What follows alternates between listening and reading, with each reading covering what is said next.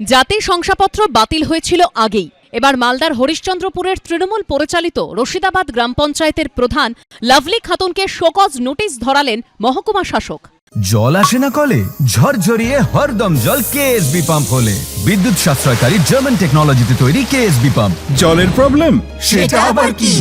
গত পঞ্চায়েত নির্বাচনে কংগ্রেসের টিকিটে জয়লাভ করেন লাভলি। পরাজিত হন তৃণমূল প্রার্থী রেহেনা সুলতানা।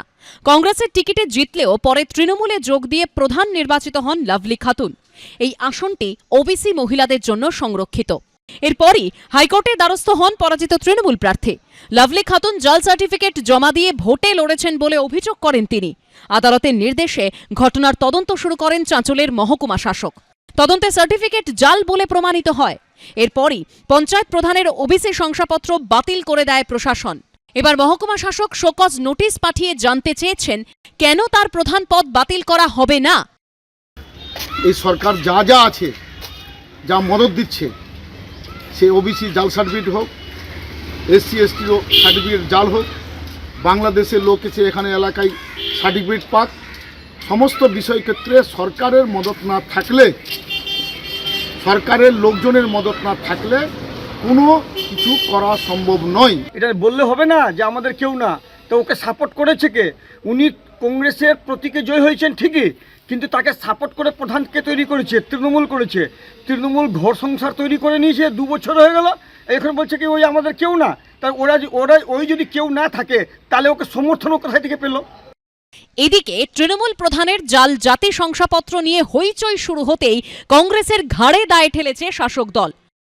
এই lovely Khatun elected from the Indian national Congress party, তো তিনি যদি কোনো তথ্য সাপ্রেস করে তিনি টিকিট নিয়ে জিতে পদে বসেন, এটা তিনি নিজে অন্যায় করেছেন এবং অ্যাকর্ডিং টু ল তাহলে সি উইল বি পেনালাইজড।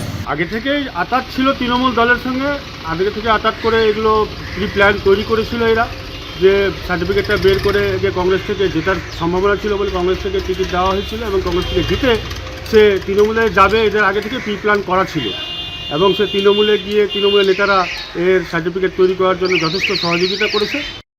যদিও অভিযুক্ত পঞ্চায়েত প্রধানের কোনো প্রতিক্রিয়া মেলেনি। করুণাময় সিংহর রিপোর্ট, এবিপি আনন্দ, মালদা।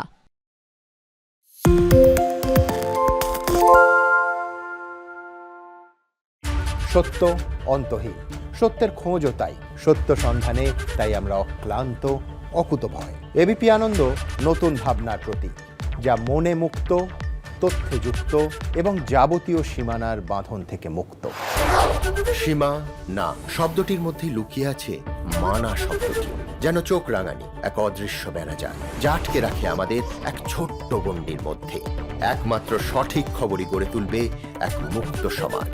সেই জগৎ গড়ার লক্ষ্যে কোনো সীমানার ঠুকুটি আমরা মানব না। এবিপি আনন্দ এগিয়ে থাকে, এগিয়ে রাখে।